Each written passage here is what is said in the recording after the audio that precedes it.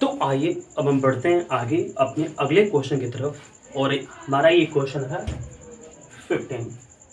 तो इसमें आपको ये फिगर नज़र आ रहा होगा। 15 में दो फिगर हैं। पहले फिगर को मैंने बनाया हुआ है और इसके बाद मैं दूसरे फिगर को बनाऊंगा और आपको समझाऊंगा, ठीक है। तो चलिए देखते हैं ये क्वेश्चन बोल क्या रहा है, ठीक है। तो यदि ए बी सी डी एक समलंब हो, हमारे पास ये जो फिगर है ना ए बी सी डी है और ये एक समलंब है, तो प्रत्येक में एक्स निर्धारित कीजिए। प्रत्येक मतलब क्या, यानी कि ये वाला फिगर में भी एक्स और जो आने वाला फिगर है उसमें भी एक्स हमको क्या करना है, निर्धारित करना है। तो यहाँ पर आपको एक्स नजर आ जाएगा और आने वाला फिगर में भी एक्स नजर आएगा, उसको हमको निर्धारित करना है, यानी कि मान निकालना है। चलिए ठीक है, इसका मान हम तो निकाल देंगे, कोई दिक्कत नहीं है, ठीक है। तो और भी इसके अलावा क्या दिया हुआ है, यहाँ पर बोला है, इस फिगर को अगर देखें ध्यान से, तो A B equal to 25, B C equal to 10, C D equal to 25 and A D equal to 24 दिया हुआ है हमारे पास, ठीक है। तो चलिए इतना तक दे दिया। अब हम बढ़ते हैं इसके सॉल्यूशन की तरफ। तो देखिएगा, चूंकि ए बी सी डी एक समलंब है, सबसे पहले समझना होगा कि ए बी सी डी ये समलंब बोल दिया है, इसका मतलब होता क्या है समलंब का, आपको पता होना चाहिए। 10th क्लास में गए हैं आप, नहीं पता है तो देखिएगा, आप भूल भी चुके हैं तो कोई बात नहीं, मैं आपको बता रहा हूँ। देखिएगा, वैसा चतुर्भुज जिसके एक जोड़ी सम्मुख भुजा समांतर होती है, मैं क्या बोला, एक जोड़ी सम्मुख भुजा समांतर होती है। तो एक जोड़ी का मतलब क्या होता है, यानी कि दो। सम्मुख का मतलब क्या होता है, आमने सामने की भुजा। सम्मुख भुजा का मतलब क्या होता है, आमने सामने की भुजा। जोड़ी का मतलब होता है, एक जोड़ी मतलब क्या, यानी कि दो। सम्मुख भुजा मतलब आमने सामने की भुजा, यानी कि दो आमने सामने की भुजा समांतर होनी चाहिए चतुर्भुज में, तो उसको हम लोग बोलेंगे समलंब, ठीक है। तो आपको नजर आ रहा है क्या इसमें कि आखिर समलंब, आखिर ये जो समलंब हमारे पास चतुर्भुज दिख रहा, इसमें कौन सी भुजा जो है वो समांतर है। तो बहुत ही सिंपल है, यहाँ पर हमारे पास दोनों जो रेखा है ना ये एक दूसरे के समांतर है। समांतर का मतलब समझ में आता है क्या आपको, समांतर का मतलब वैसी दो रेखाएं जो अपने आप को कभी प्रतिच्छेद ना करे, आगे चल करके और पीछे चल करके भी, तो इसको हम लोग बोलते हैं दोनों के दोनों समांतर रेखाएं हैं। और समांतर नहीं वाला कौन सा है, तो जैसे हमने यहाँ पर एक बना दिया और यहाँ पर एक बना दिया, ये आगे चल करके प्रतिच्छेद करेगा यहाँ पर, तो ये दोनों समांतर रेखा नहीं है। क्लियर। तो आप मुझे बताइए अब कि इसमें, इस फिगर में आपको क्या समांतर दिखा, कौन सा भुजा, तो आप बोलेंगे कि ये दोनों हमारे पास समांतर है ना। क्या ये दोनों समांतर है, आप बोलेंगे नहीं, क्यों, क्योंकि आगे बढ़ाइए इसको और इसको भी आगे बढ़ाइए, ये दोनों एक दूसरे को काटेगा, तो समांतर नहीं है। तो मैं इस फिगर को सही से कर देता हूँ, ठीक है। तो देखिए मैंने आपको यहाँ पर समझा दिया, एक जोड़ी, यहाँ पर एक जोड़ी, सम्मुख भुजा, आमने सामने के भुजा, ठीक है। समांतर, ये दोनों समांतर है, ठीक है। तो समलंब हो गया हमारा ये वाला। तो चलिए अब हम बढ़ते हैं आगे। तो एबीसीडी एक समलंब है, इसी के चलते बीसी समांतर एडी, बीसी जो होगा एडी के समांतर हो जाएगा, या बीसी समांतर ईएफ, बीसी जो होगा वो ईएफ के भी समांतर हो जाएगा। आप बोलेंगे ये क्या बोल रहे हैं आप, तो मैं आपको बता दूं, एडी जो है ना, एडी जो है उसका एक छोटा सा टुकड़ा है, कौन सा, ईएफ, ठीक है। एक टुकड़ा है, छोटा बड़ा क्या, एक टुकड़ा है, एडी का एक टुकड़ा है ईएफ, ठीक है, पार्ट है उसका, भाग है ना। तो चलिए, जब ये दोनों समांतर, तो क्या ये दोनों समांतर नहीं, अगर ये वाला इसके समांतर, तो क्या ये वाला इसके समांतर नहीं हो सकता है क्या, होगा, बिल्कुल नहीं होगा, है ना। तो चलिए इसी के चलते मैंने यहाँ लिख दिया बीसी समांतर एडी या बीसी समांतर ईएफ, ठीक है। क्यों किया गया, क्योंकि मुझे इसका जरूरत पड़ेगा, ठीक है, इसी चलते मैं कर रहा हूँ ऐसा। और बीई समांतर सीएफ, ये क्या मैंने बोल दिया कि बीई जो है ना वो भी सीएफ के समांतर है। कैसे भाई, तो आप बोलेंगे ये दोनों हमारे पास संगत कोण है, ठीक है, संगत कोण है, इसी के चलते ये दोनों एक दूसरे के समांतर हो जाएगा। ठीक है, तो मैंने बोल भी दिया कि कोण ए ए बी, यहाँ पर कोण ए ए बी है, बराबर है कोण सी एफ ई के, यानी कि ये वाला कोण के, इसको लोग बोलते हैं संगत कोण। ठीक है, तो ये दोनों बराबर है, इसी के चलते ये दोनों समांतर हो जाएगा। ठीक है, अब मैं आपको बता दूं, ये BC जो है ये EF के समांतर है, BE जो है वो CF के समांतर है, यानी कि हमारे पास ये चतुर्भुज जो बना, ये वाला ऐसे करके, ये एक समांतर चतुर्भुज बना। कैसे?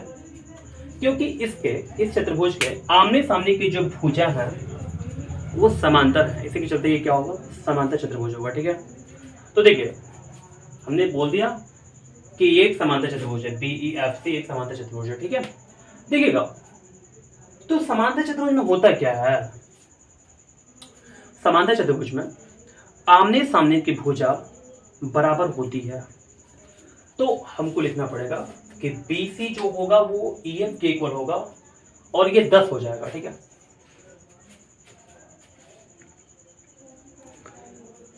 तो क्या मैंने बोला कि जो BC होगा वो EF के इक्वल होगा और वो 10 हो जाएगा। देखिए BC जो है ना ये EF के इक्वल हो जाएगा और ये 10 है अगर, तो ये भी क्या होगा, 10 होगा, है ना।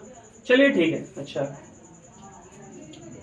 अब त्रिभुज ABE तथा त्रिभुज DCF में देखते हैं, ये त्रिभुज और ये त्रिभुज में देखेंगे हम लोग।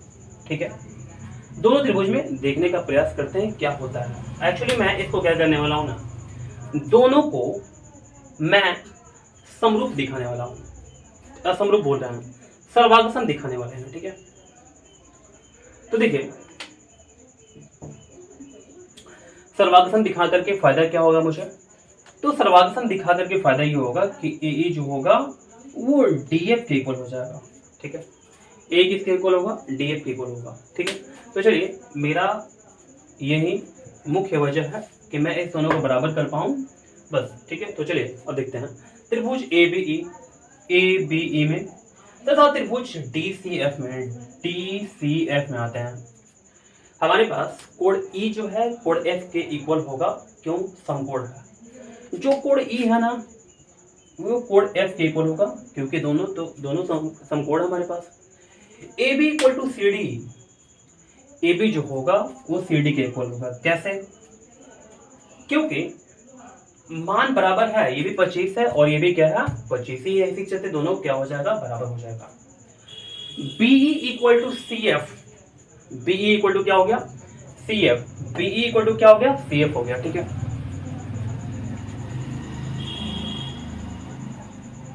BE इक्वल टू क्या हुआ, CF हुआ। BE और CF जो दो होगा, ये दोनों के दोनों बराबर होगा। क्यों, क्या रीजन है, क्या कारण है, आखिर समांतर रेखाओं के बीच की जो दूरी होती है वो बिल्कुल बराबर होती है, समांतर रेखाओं के बीच की दूरी है ये, इसी के चलते ये दोनों क्या हो जाएगा, BE इक्वल टू CF। अब देखिए हमारा दोनों त्रिभुज सर्वांगसम हो गया। ठीक है, तो कैसे हुआ, R यानी कि राइट एंगल, H यानी कि हाइपोटेनस और S यानी कि भुजा, R H S।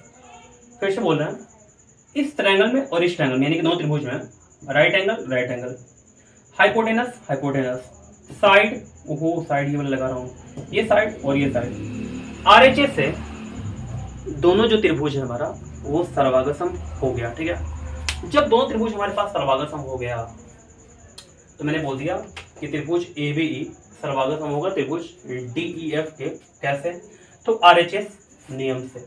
ठीक है, और अगर ये जो सर्वांगसम हमारे पास हो गया तो हम बोल सकते हैं कि AE equal to DF, AE जो होगा वो DF के इक्वल हो जाएगा। और इसको मैंने बोल दिया कि ये y है तो ये भी क्या हो जाएगा, y हो जाएगा, क्योंकि दोनों बराबर है। कैसे हुआ, तो हम लोग यहाँ पर चाहे तो लिख सकते हैं CP CT से corresponding part of congruent triangle. सर्वांगसम त्रिभुज के संगत भाग क्या होते हैं, बराबर होते हैं। ठीक है,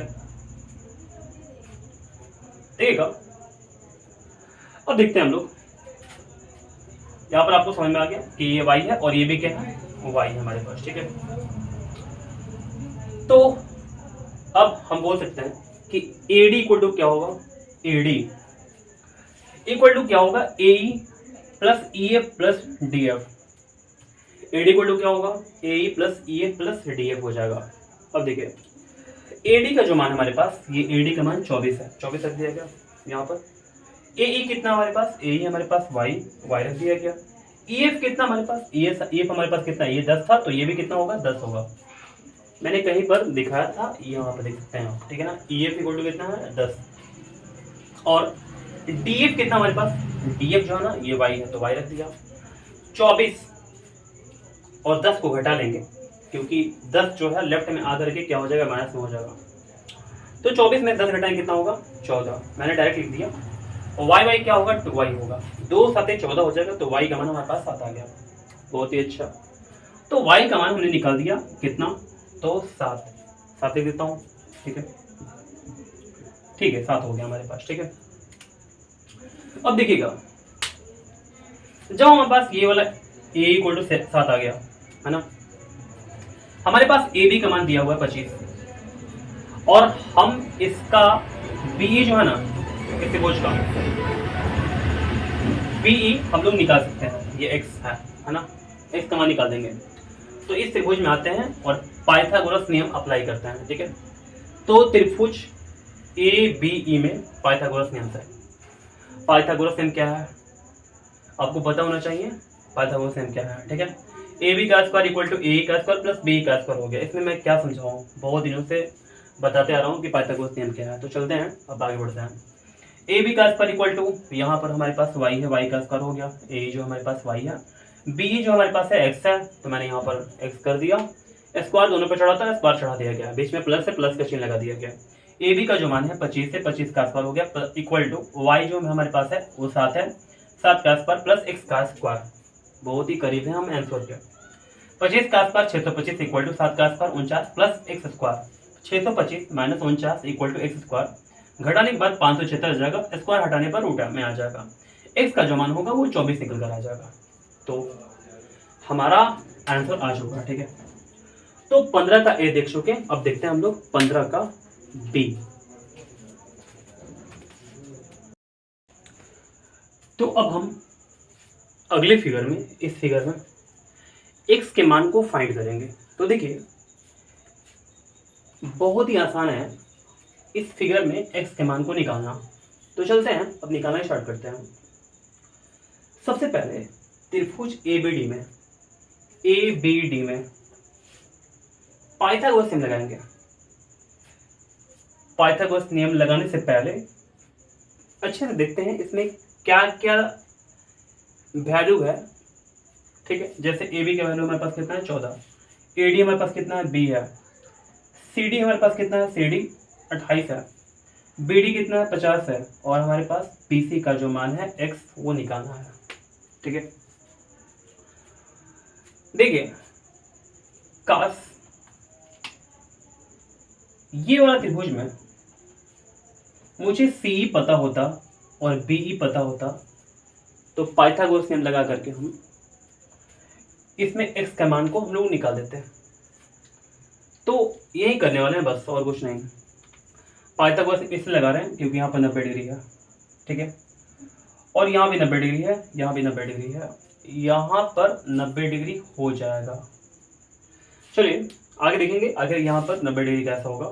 सबसे पहले ये और ये 90 डिग्री दिया हुआ है, बाकी कहने दिया हुआ था, ठीक है। तो हम BE कैसे निकालेंगे, आपको पता है क्या कि BE कैसे निकल कर आएगा, CE निकल कर कैसे आएगा, ठीक है। तो देखिए मैं आपको बताता हूँ आखिर ये निकल कर कैसे आएगा। AD जब निकाल देंगे अपना, AD कैसे निकालेंगे, क्योंकि ये त्रिभुज में पाइथागोरस नियम लगा देंगे। तो इस त्रिभुज में पाइथागोरस नियम लगाएंगे, हमारे पास दो भुजाओं का मान दिया हुआ है, तो AD का मान निकालना बहुत ही आसान हो गया। जैसे ही AD का मान निकालेंगे, AD जो होगा BE के बराबर हो जाएगा, ठीक है। तो BE का मान निकल गया, ठीक है। अब ये ए बी इक्वल टू 14 है, तो डी इक्वल टू भी क्या होगा 14 होगा। पूरा हमारे पास 28, ये 14, तो ये भी क्या 14। वाह क्या बात है। तो हमारे पास बी का मान आ चुका, सी का मान आ चुका, लगाइए पाइथागोरस नियम और एक निकालिए एक्स का मान। ठीक है, तो समझा दिए अच्छा से। समझ में आया तो बनाना स्टार्ट कर दीजिए, नहीं आया तो थोड़ा ठहर करके अच्छे से मेरी बातों को सुनिए। ठीक है, तो चलिएगा अब हम आते हैं त्रिभुज एबीडी में। एबीडी में आते हैं, पाइथागोरस नियम लगाते हैं। बीडी का स्क्वायर इक्वल टू एबी का स्क्वायर प्लस एडी का स्क्वायर हो जाएगा। बीडी का स्क्वायर इक्वल टू एबी का स्क्वायर प्लस एडी का स्क्वायर। बीडी जो हमारे पास है वो 50 है, 50 का स्क्वायर इक्वल टू एबी का स्क्वायर, हमारे पास एबी जो है 14 है, 14 का स्क्वायर प्लस एडी जो हमारे पास है एडी, एडी कहाँ पर है यहाँ पर है, AD equal to B square हो जाएगा। 50 का स्क्वायर 25 होता है, 14 का स्क्वायर 196 होता है, 196 को लेफ्ट मूव करा लेंगे इक्वल टू बी का स्क्वायर हो जाएगा। 2500 में से 196 घटाएंगे 2304 आ जाएगा, स्क्वायर हटाने पर अंडर रूट में आ जाएगा। बी का मान जो मान है हमारे पास वो 48 आ गया। ठीक है, यहाँ पर हमारे पास क्या आ गया 48, बहुत ही सुंदर।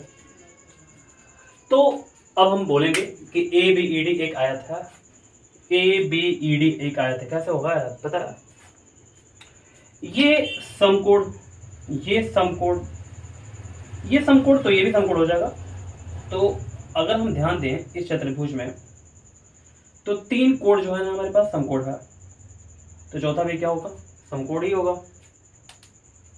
नहीं पता है तो ये चारों कोण मिलाकर 360 डिग्री, जबकि ये तीनों मिलाकर 270 डिग्री। 360 में से 270 घटा लीजिए। ठीक है,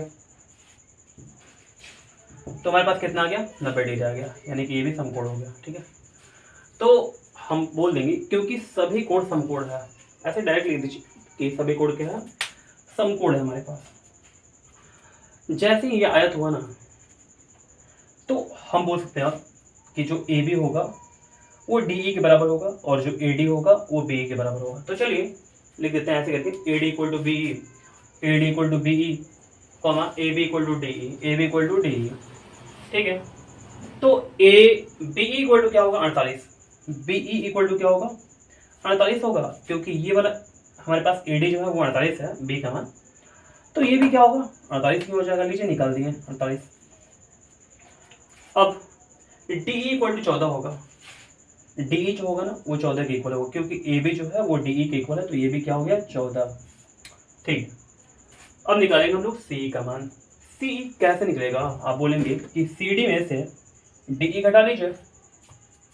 क्या करेंगे, बड़े वाले जो हमारे पास रेखाखंड है इसमें से छोटे वाले रेखाखंड को क्या करेंगे घटा लेंगे। ठीक है, घटाते हैं। C E equal to C D minus D E, तो हमारे पास सी डी हमारे पास कितना है 28 है, पूरा 28 है, और हमारे पास जो डी ई है वो कितना है 14 है। रख लेंगे इसके मान को, घटाइए 28 में 14 का कितना होगा 14, यानी कि सी ई इक्वल टू 14 हो गया हमारे पास। सी ई इक्वल टू कितना हो गया 14 हो गया। ठीक है, अब फिर त्रिभुज BCE में, BCE में आते हैं। BCE में पाइथागोरस नियम लगाएंगे। BC का स्क्वायर इक्वल टू BE का स्क्वायर प्लस CE का स्क्वायर, BC का स्क्वायर इक्वल टू BE का स्क्वायर प्लस CE का स्क्वायर। तो हमारे पास BC जो है वो x है, x का स्क्वायर हो जाएगा इक्वल टू, यहाँ पर हमारे पास BE जो है वो 48 है, 48 का स्क्वायर, CE जो है वो 14 है, 14 का स्क्वायर। ठीक है, अब हम लोग क्या करेंगे, यहाँ प्लस है प्लस लगा देंगे, दोनों को जोड़ देंगे 2500 आ जाएगा। एक्स स्क्वायर इक्वल टू 2500 आ गया। एक्स का मान कितना आएगा अंडर रूट में 2500, एक्स का मान सिंपल करेंगे 50 आ जाएगा, यही हमारा आंसर है। ठीक है, तो उम्मीद करते हैं आज एक और क्वेश्चन देखेंगे अभी इसके बाद, तो उम्मीद करते हैं कि 15 का ए और बी दोनों आपको अच्छे समझ में आ गया होगा।